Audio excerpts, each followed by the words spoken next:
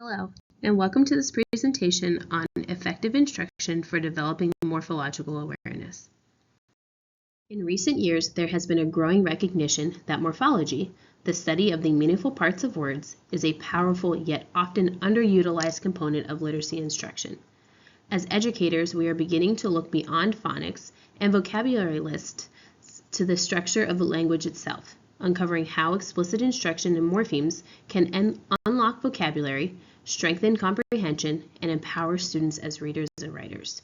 Today, I'll be sharing why morphological awareness matters, how it's supported by research, and how we can implement it effectively in our classrooms using resources like Morpheme Magic. I love this quote from DeHaan that states, "Explicit instruction cannot stop after first or second grade.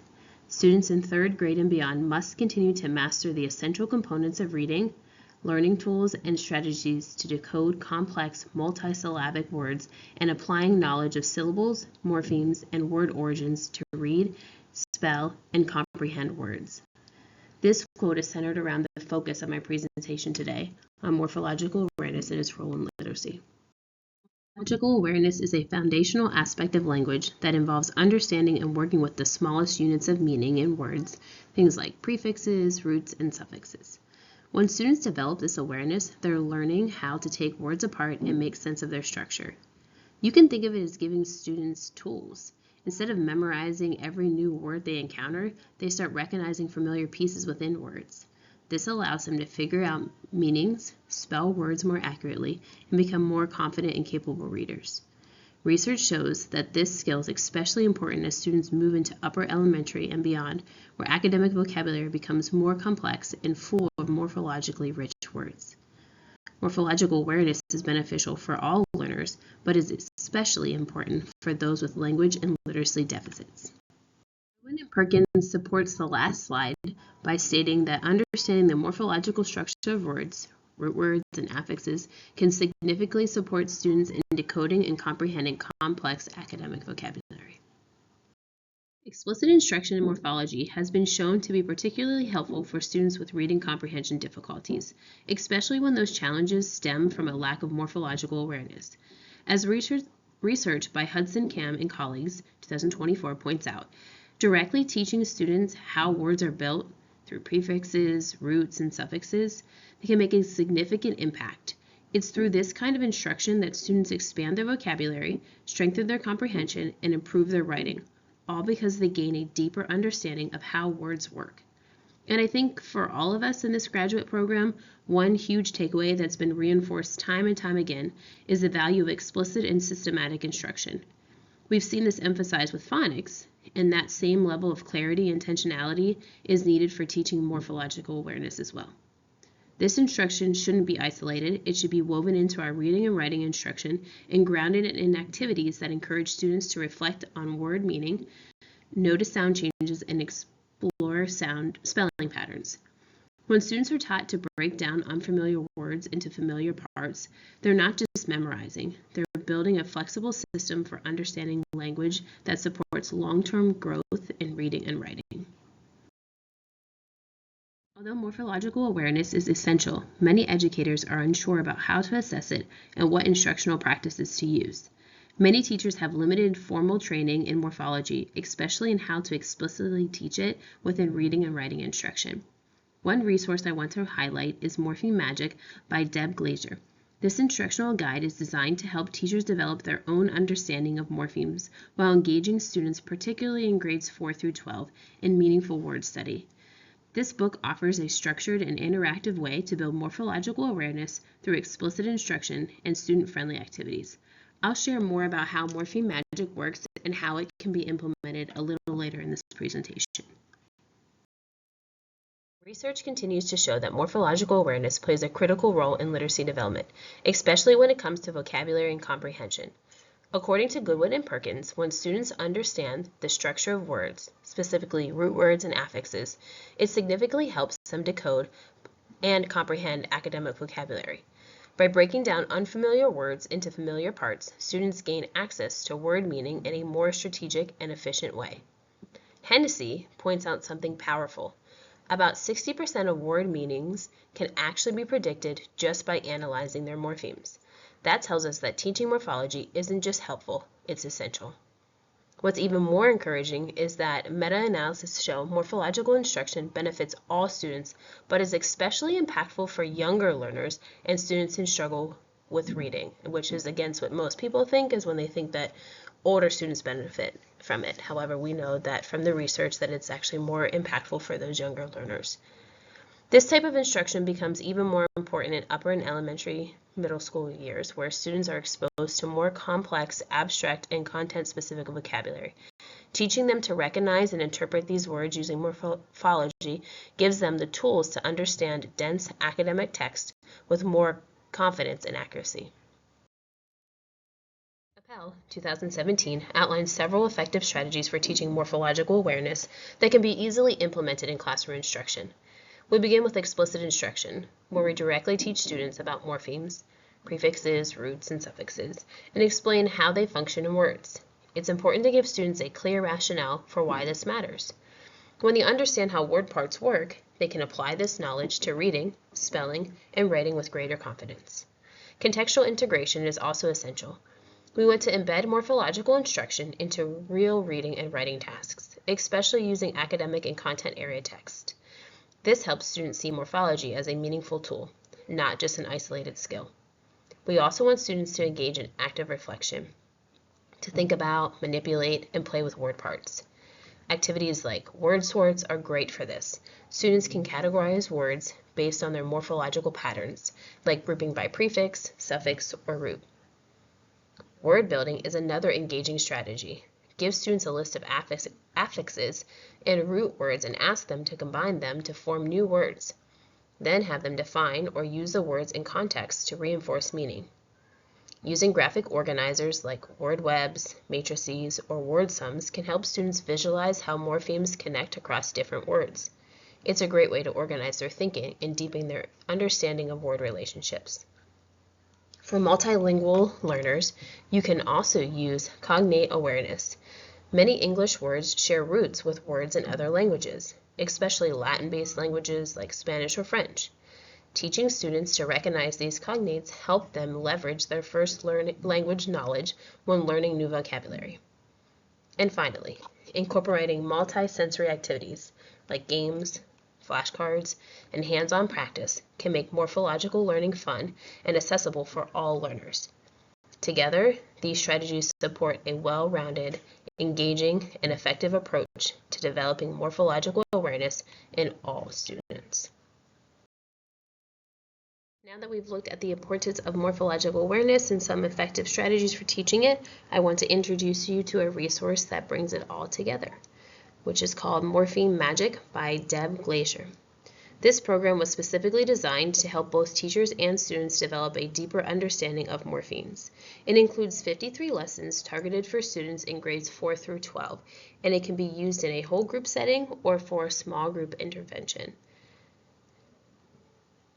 The lessons are meant to be taught gradually, one lesson per week, which allows students time to reflect, practice, and internalize what they're learning. You can follow a set of scope and sequence or flexible structure that matches your instruction. For example, by teaching 2 to 3 suffix lessons, and then you can follow it by 2 to 3 prefix lessons, and then root words, or you can just go right from start to finish. One of the strengths of this program is the use of the lexicon entry notebook, where students actively record morphemes, meanings, and word discoveries. It makes learning more interactive and personal. Students can always go back and reference it whenever they have questions or looking up what the meanings of words are. And best of all, Morpheme Magic includes ready-to-use lesson plans and assessments, making it practical, teacher-friendly resource for supporting vocabulary, comprehension, and spelling through morphology.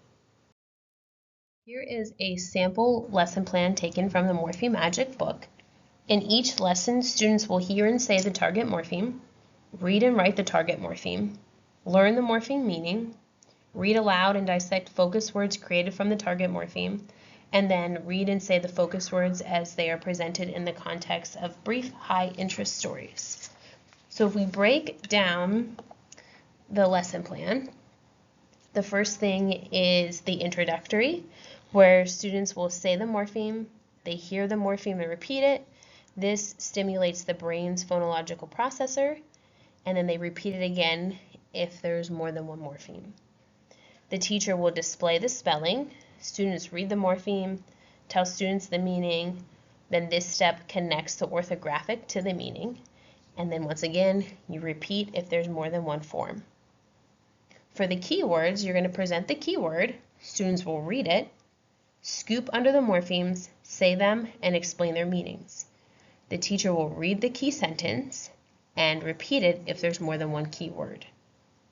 For the connect part, the teacher will display the focus words in a column in order that they're provided in the key. Students read through the words in unison with you. They scoop the morphemes, explain their meanings, and explain the meanings of the words. This helps them be able to just get that extra practice of the morphemes. Then, also with the connect part, there's going to be a story. They'll read the story, pause at each blank, and direct students to read the focus words in order to fill in the blanks for an auditory exercise. And you can find ways to make it fun with them and interactive. Then you have activities.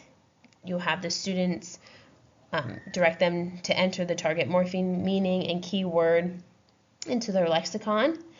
And I'll show you some examples of what that lexicon could look like. They'll be able to do activities such as sorting, where they'll be able to engage in the oral and written language practice with the morphemes. And then finally, there's a morpheme deck where they'll keep track of all of, whether it's the prefixes, suffixes, root words. Then you can always go back to that deck if you want to review it, or a way to introduce the lesson to make sure that they have solidified their learning with them. And finally, the writing part at the end, always include the write activity, which provides opportunities for students to apply the morphemes to a context that they're studying. You can choose a bank of words from morpheme cards that they could relate to the topic or provide them if they need it. But that writing component also is another way to kind of solidify their learning. When I first started looking into morpheme magic, I wasn't really sure how I wanted to structure my lesson and what it would look like throughout the week and what I would teach. And I found this resource that I found to be very helpful and something that I refer to often whenever I am tutoring my student. This is just a suggestion. Again, you do not have to do it this way, but I liked how it breaks down what components you can do each day with your student to help make the lesson explicit. And then to the right, you'll see an example of activities that the students can do in their lexicon. And then finally, the great thing that I really enjoyed having from this book is the assessments that are located in the back, where it's just an easy resource that you can pull from to make sure that your students are learning and making sure that they are being able to properly apply what they've learned. To wrap up the main ideas from today's presentation, here are a few key takeaways I hope you'll leave with. First, developing morphological awareness supports multiple areas of literacy, such as decoding, vocabulary, comprehension, and spelling. It's one of those foundational skills that impacts everything. Second, explicit instruction in morphology is especially powerful for struggling readers and students with language-based learning differences. It gives them concrete strategies to unlock the meaning of words. Third, morphological instruction is critical in upper elementary and middle school, where students encounter increasingly complex academic vocabulary. Teaching them to break down words builds both confidence and comprehension. Research also shows that while all students benefit, younger and less proficient readers show even greater gains when given morphological instruction. Resources like Morpheme Magic gives us a practical way to implement this instruction by providing lessons, allowing students to create their lexicon books, and assessments to guide the process. And finally, when we teach students the logic of the English spelling system through morphology, we empower them to become not only better readers and writers, but more independent, confident learners. These ideas are not only backed by research, they're actionable and impactful, and they can change the way students interact with language. Before I wrap up, I wanted to leave you with a few additional resources that have been really helpful in my own learning and instructional planning. The first one, which we are familiar with, is Edym Online, which is a free etymology dictionary that lets you and your students explore the history of words and how they evolved. It's a great tool for building curiosity about word structure. Second, we have the resource that PS, Prefix, Suffix, and Roots book, which includes lists, poems, and word-based activities that can be used to supplement your morphology instruction. Of course, there's the official Morpheme Magic website, which provides sample lessons, scope and sequence suggestions, and additional support materials. And lastly, Reading Rockets has a helpful morphology content finder where you can access articles, lesson ideas, and videos designed to support both foundational skills and language development. There's obviously much more, but I hope these give you a good starting place to deepen your exploration of morphological instruction. As we come to the end of this presentation, I want to thank you for exploring the topic of morphological awareness with me. We've looked at what it is, why it matters, and what the research says, and how we can effectively teach it using strategies like explicit instruction, word building, and resources like Morpheme Magic. For those of you who want to revisit key points, I encourage you to refer to my handout that I provided. It includes a summary of the research-based, a breakdown of Morpheme Magic, and practical recommendations for implementation. Ultimately, my goal was to show you that morphological awareness is not just an add-on, it's an essential piece of the literacy puzzle. When students understand how words work, they become more confident readers, stronger writers, and more independent learners. Thank you again for your time.